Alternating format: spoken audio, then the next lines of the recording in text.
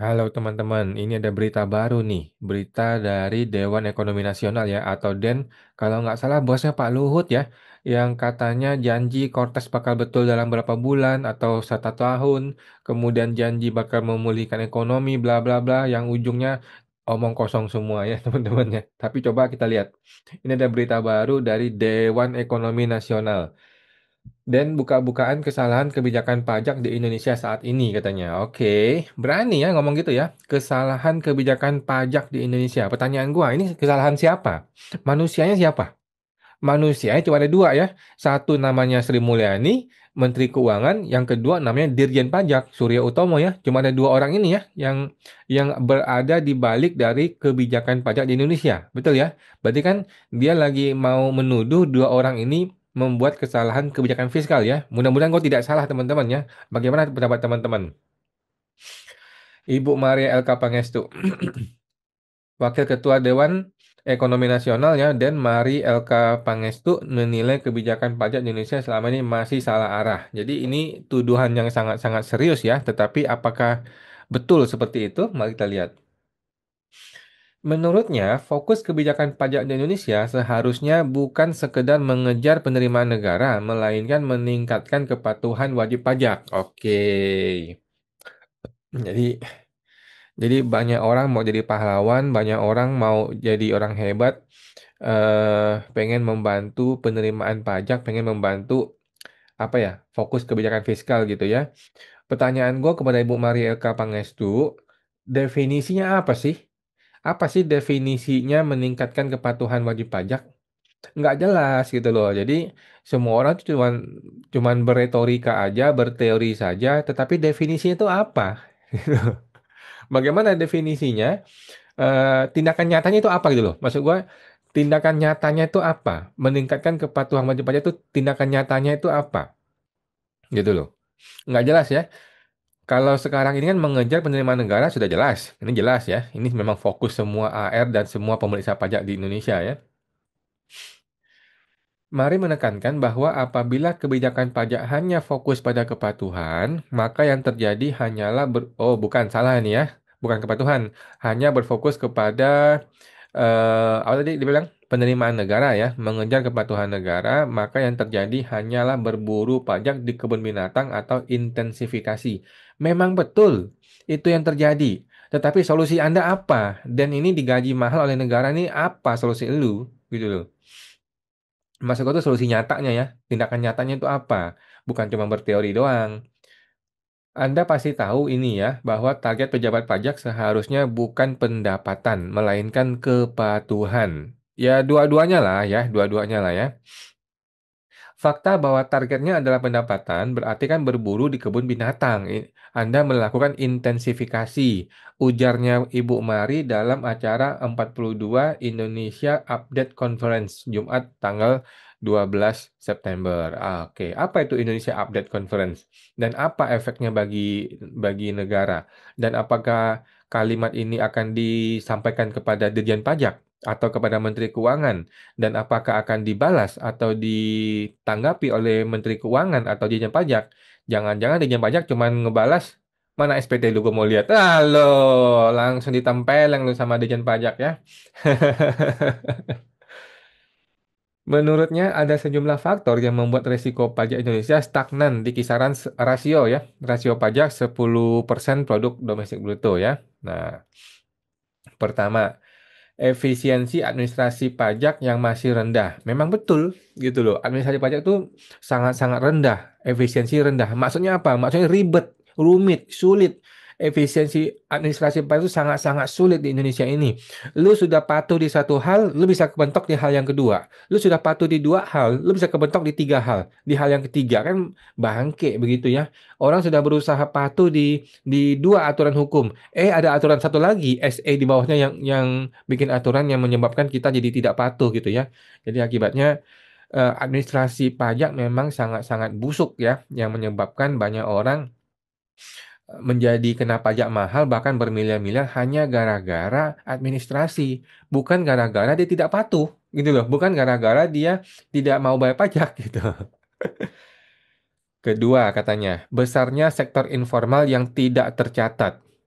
Ini betul ya. Tetapi gue mendengar bahwa bahkan di negara-negara seperti Cina, Malaysia, Cina, Singapura, Amerika, yang namanya sektor informal itu memang sulit. Ya, yang namanya sektor informal yang tidak pakai badan usaha, kemudian dia eh terima duitnya pakai cash tunai gitu. Kemudian dia itu tidak lapor SPT pembukuan. Akibatnya negara nggak bisa tahu. Negara nggak tahu ini orang gajinya berapa, pegawainya berapa, pendapatannya berapa, omsetnya berapa, nggak tahu.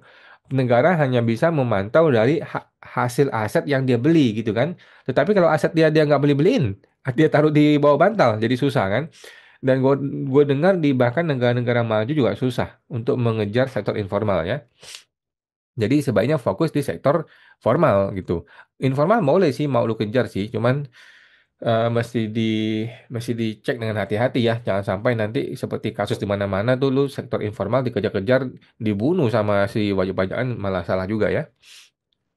Ketiga, banyaknya pengecualian dan ambang batas pajak yang terlalu tinggi, terutama untuk UMKM. Oke, jadi Ibu Mari Aka Pangestu ini punya mazhab bahwa batasan batasan PKP harus rendah ya. Sedangkan gua dan banyak orang berharap atau berpikir batasan PKP harusnya naik gitu ya. Nah, sebagai contoh, ia menyoroti ketentuan bagi pelaku usaha dengan omset di bawah 4,8 M per tahun yang hanya kena 0,5%. Oh, ini mengenai PPh umum ya. Oke, PPh final. Jadi dia berpendapat bahwa omset di bawah 4,8 M kena 0,5% itu salah. Nah, gue sependapat ya. Jadi maksud gue gini, orang yang punya omset di bawah 4,8 M itu belum tentu profitnya rendah. Ya dong, sehingga seharusnya dia dikenai pajak tidak langsung potong rata 0,5%, tetapi mesti dilihat untungnya berapa gitu kan. Nah, untuk menanggapi ini, Sri Mulyani sudah berusaha untuk membatalkan PPh 0,5% final menjadi hanya 7 tahun ya, tidak mau diperpanjang. Tetapi kan akhirnya diperpanjang tuh. Nah, gue sudah kasih saran bahwa PPh final itu bisa diperpanjang, harus diperpanjang, wajib diperpanjang, tetapi tarifnya bisa lu atur. Tarifnya 0,5% lu atur deh. Ada yang 1%, ada industri yang 1,5% atau 2% gitu ya. Tetapi prinsip kemudahannya, prinsip PPh finalnya jangan dihilangkan. Itu maksud gue gitu loh. Kalau negara merasa 0,5% lebih terlalu murah, ya lu naikin tarifnya. Tetapi bukan jenis pajaknya yang diubah, bukan jenis kemudahannya yang diubah menjadi lebih sulit gitu ya. Jangan gitu loh. Itu maksud kita. Ambang batas ini, kata Mari, jauh lebih besar dibandingkan negara lain, yakni 4 hingga 5 kali lipat lebih tinggi. Tetapi dia nggak kasih data ya, karena yang gua dapetin data di negara lain juga nggak jauh beda seharusnya dari 4,8 M. Tetapi menurut dia jauh lebih tinggi ya. Tapi oke lah, kita nggak punya data soalnya. Ini berita yang lain teman-teman ya dari DDTC sama aja teman-teman ya sama aja Minggu 14 September DDTC mengatakan bahwa dan memandang target dari otoritas pajak seyogyanya tidak berpatok pada penerimaan pajak semata. Ini Wakil Ketua Den ya mengatakan target yang ditetapkan otoritas pajak seharusnya ialah peningkatan kepatuhan para wajib pajak. Ini mah nenek gue juga tahu. Ini teori ya, Bu LK, Pangestu. Ini teori. Pertanyaan gue adalah, apa langkah-langkah strategisnya? Apa langkah nyatanya? Apa tindakan faktualnya dalam rangka untuk men-change, untuk merubah mindset, atau untuk merubah mazhab dari mazhab mencari penerimaan negara menjadi mazhab meningkatkan kepatuhan pada wajib pajak? Apa tindakan nyatanya? Ini kan nggak jelas nih. Lu teori doang ya. Kayak kayak keren gitu ya. Teorinya keren gitu. Tetapi apa? Teknisnya bagaimana? Tadi sudah dibilang tadi ini ya teman-teman ya target dari tulis saja bla bla bla seminar yang diselenggarakan oleh Australian National University. ANU. Oke. Tanpa peningkatan kepatuhan, beban yang ditanggung WP patuh akan meningkat. Tak hanya itu, praktek ini juga akan mendorong peningkatan sengketa antara wajib pajak dan fiskus. Sudah betul, teorinya betul. Sekarang ini ya, banyak orang bersengketa di pengadilan pajak. Kenapa? Karena fiskusnya brengsek. Karena fiskusnya itu mengejar pajak semata-mata untuk mencari uang, uang, dan uang. Tidak peduli dengan prosedur hukum. Tidak peduli dengan tata cara pemeriksaan. Tidak peduli dengan dasar hukum. Tidak peduli dengan argumen-argumen yang benar gitu loh. Tetapi fokus pada penerimaan negara. Memang betul seperti itu, teorinya benar ya. Sengketanya banyak dan Dirjen Pajak juga sudah bilang ya, Dirjen sudah bilang dia maunya sengketa turun. Tetapi kan tidak ada orang yang bicara mengenai teknis.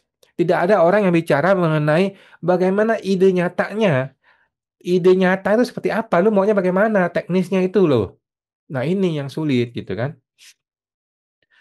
Dengan peningkatan kepatuhan wajib pajak, lanjut mari pemerintah bisa memperoleh tambahan penerimaan negara setara dengan 3,7% dari PDB. Nah, ini teori lagi nih. Oke, kita bisa terima. Potensi tambahan penerimaan negara telah diungkap oleh World Bank dalam kajiannya pada tahun lalu. Dengan peningkatan kepatuhan, Indonesia bisa memperoleh tambahan penerimaan 3,7% dari PDB. Tambahan bisa diperoleh peningkatan efektivitas administrasi dan pencegahan penggelakan pajak. Sebenarnya gini loh. Menurut gua nih ya, ide yang paling sederhana dulu deh. Ide yang paling sederhana adalah satu, mempermanenkan PPh final 0,5%. Kedua, tarifnya diubah dari 0,5 dinaikkan menjadi 1%. Langsung lu dapat double digit, dua kali lipat ya. Langsung lu dapat dua kali lipat pendapatan negara dari 0,5 jadi 1%. Apakah orang akan tidak mau bayar? Gua rasa enggak ya. Gua rasa orang akan mau bayar. Orang tetap akan bayar. Jadi cara cara yang sederhana, simple, tapi tidak mau dilakukan oleh Sri Mulyani. Karena Sri Mulyani pengen mengejar penerimaan yang tinggi sekali, yang besar sekali ya. Ya sulit, orang ngamuk, orang nggak mau gitu loh. Lebih lanjut, pemerintah Indonesia bisa mendapatkan tambahan penerimaan pajak 2,7% dari PDB jika pemerintah memperbaiki kebijakan-kebijakan pajak yang selama ini menimbulkan policy gap. Ya, oke. eh, Perubahan kebijakan ya seperti kenaikan tarif. Nah, iya, kita berharap kenaikan tarif, penurunan threshold. Nah, ini gue belum tentu ya. Karena threshold ini kan sudah lama nih kita nikmati nih 4,8 M. Kalau tiba-tiba lu turunin, anggaplah menjadi 600, ini akan goncang ini ya. Ini perlu dibuat apa ya? Kajian akademis yang matang atau perluasan basis pajak. Ini sudah dilakukan oleh DJP. Bila Indonesia mampu meningkatkan kepatuhan WP dan mereduksi policy gap dalam sistem pajak, tax ratio bisa kembali ke level 16% dari PDB. Sebagaimana pada dekade 1990-an. Wah, mimpi. Jadi mimpi-mimpi indah ini gampang diucapkan, tetapi sulit dilaksanakan, teman-teman ya. Bagaimana caranya? Kita tunggu deh ya, kita tunggu Pak Purbaya, menteri yang sangat-sangat luar biasa ya, yang berani menggebrak. Gebrakan apa yang akan dia lakukan terhadap Direktorat Jenderal Pajak? Sampai hari ini belum kan? Kan kemarin dia masih rame-rame mengenai 200 triliun itu kan. Itu kalau sudah selesai berlalu, dia akan masuk ke dalam tindakan teknis kepada Direktorat Jenderal Pajak kan. Nah, apa yang akan dia lakukan? Pertanyaan gua, apakah dia akan menghormati hukum, memperbaiki pola perilaku petugas pajak yang selama ini banyak melanggar hukum. Nah, kita tunggu teman-teman ya. Oke, sampai jumpa. Semoga terbantu.